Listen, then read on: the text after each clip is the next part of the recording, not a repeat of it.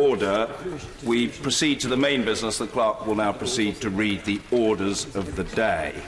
European Union Withdrawal Bill Committee. I fought as much as I could the referendum campaign, being a reluctant Brexiteer. It was on balance that I thought our country's future, and increasingly our future, would thrive outside rather than inside. I've always wanted to make a deal, although I thought it immensely sensible in any negotiations that you have to make sure the other side knows that you may be banking and planning for no deal. Would he not concede, however, that an arbitrary date for Brexit could risk damaging the British economy if the clear evidence emerges, as it already is, that hurrying Brexit may indeed badly damage our manufacturing sector, our agricultural sector and our financial services?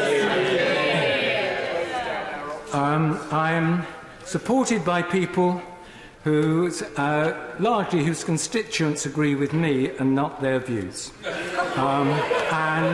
How they deal with that is not my problem. I agree it's a difficult problem. It doesn't mean to say that one should have any particular solution to it. But Labour voters, the larger the majorities, generally speaking, the more clear they spoke about Brexit. Clause 1 reads, "The European Communities Act 1972 is repealed on exit day." It is a simple clause, but it could scarcely be more significant. In repealing the European Communities Act 1972, this clause is a historic step in delivering our exit from the European Union in accordance with last year's referendum. Let me be clear. As a consequence of these amendments, the bill's crucial provisions could not come into effect until a second act was passed. The consequence would be legal chaos in the event that the second act was not passed before 29th March 2019. Furthermore, no one should fall into the trap of thinking that these amendments would keep us in the European Union if no withdrawal agreement were concluded. We would leave under Article 50 TEU, the treaties would no longer apply, but what would happen is that our domestic law would be in an unfit state and we could have legal chaos. Thank you very much indeed, Madam Deputy Speaker, and I'm pleased to move Amendments 43, 44 and 45, which give Parliament control over the length and basic terms of transitional arrangements and allow Parliament to set the clock on sunset clauses. These are the first of many amendments tabled by the opposition that we will be considering over the next few weeks, all of which have one purpose, which is to improve this bill. And it's frankly not helpful when ministers, and indeed the Prime Minister over the weekend, sought to characterise scrutiny and accountability by this House as an attempt to thwart Brexit. It is not. Whether we leave the European Union is not a matter for debate, but how we do so is crucial for the future of our country. If there is no role for the Court of Justice of the European Union, we are not operating on current terms, and the Prime Minister will not be able to secure agreement with the EU27 for the transitional arrangements that she set out in her Florence speech. I will. Very grateful to the honourable gentleman for giving way. Isn't this the whole point between a difference between an implementation and a transition? If it is an implementation, we are implementing the consequences of having left. If it is a transition, we are transitioning from being inside the European Union to being at the end of the process outside, and therefore in the transition we would be de facto members of the European Union on the basis he is setting out, defeating the whole purpose of this bill. There are only two of us left in this House of Commons who were here when the European Communities Act was passed, and I'm glad to say we are both consistent. The Honourable Member for Bolsover and myself continue to vote against each other on all matters European, and already have done so. I will assure our whips that they can look forward to the Honourable Member for Bolsover supporting them on most of those issues where I shall be voting against them, and I'm sure that will continue to be the case. Like the Honourable Member for Bolsover, we remain consistent. We're probably each of us wrong, but in the course of it, there are some very, very serious issues to be settled in this bill, and I ask the government to reconsider silly amendments thrown out because they got a good article in the Daily Telegraph, which actually might do harm when we get to the Watkins. Thank you, Madam Deputy Speaker.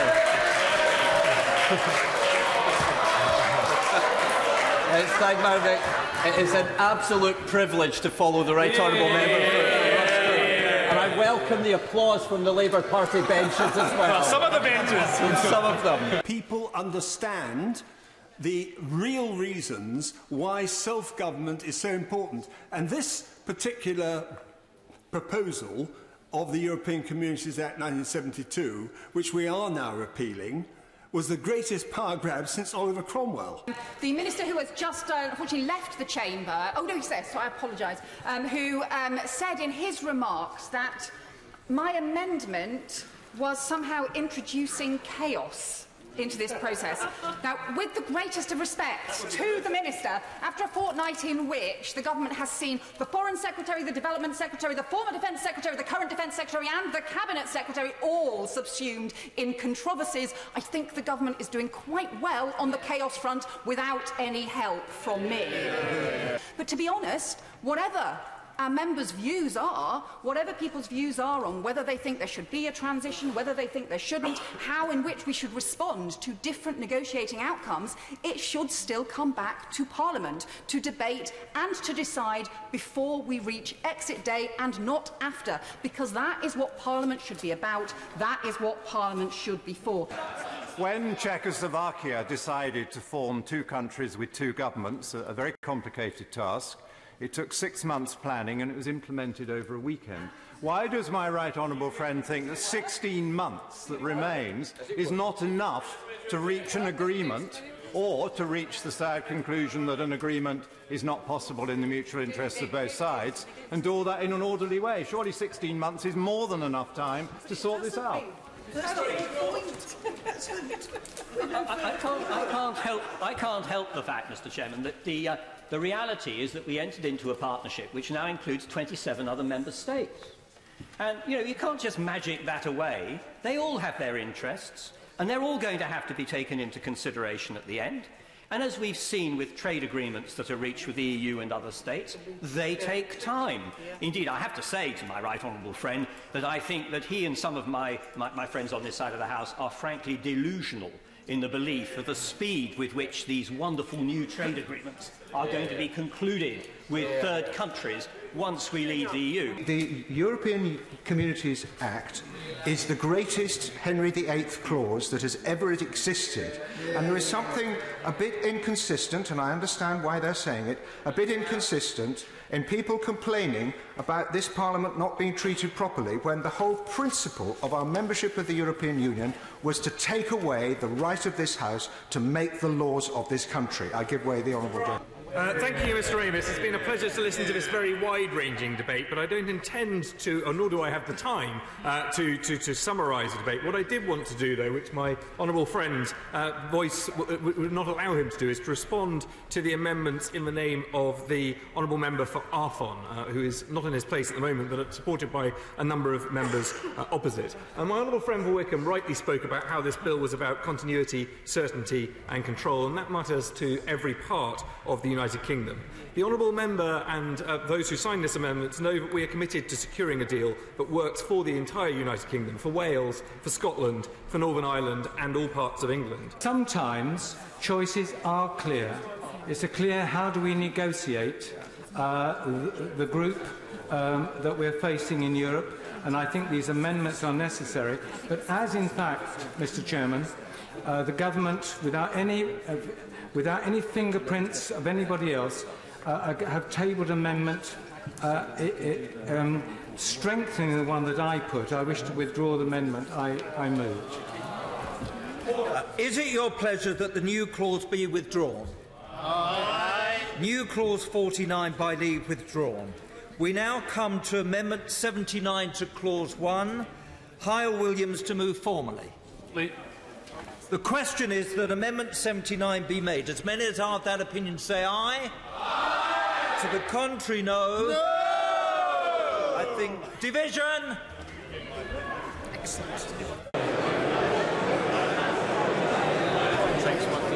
Order! Order!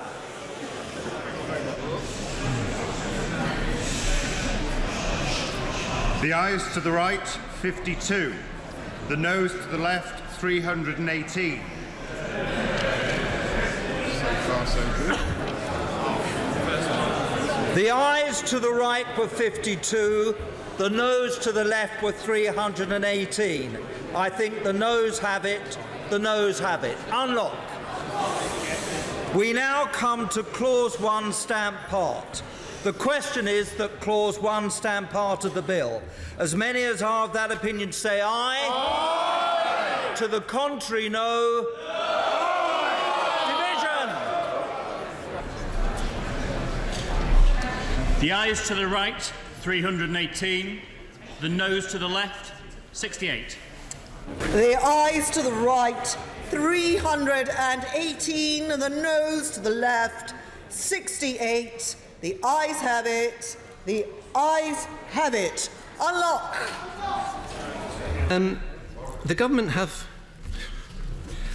a choice to make today, and they have to. Wish honourable members would stop chuntering. The government have a choice to make today, and they have to make it on our Amendment 278. Oh, for goodness sake! Yeah. The honourable member could do better than that, even from a sedentary position.